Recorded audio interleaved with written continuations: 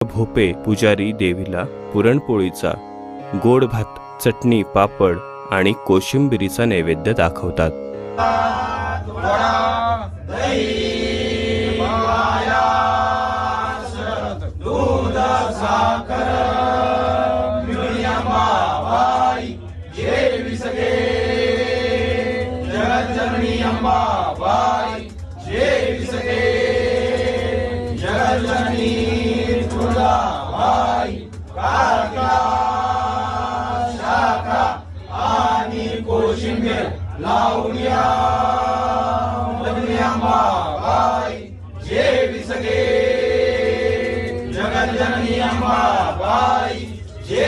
मातेला काजू बदाम यांचाही भोग दाखवतात.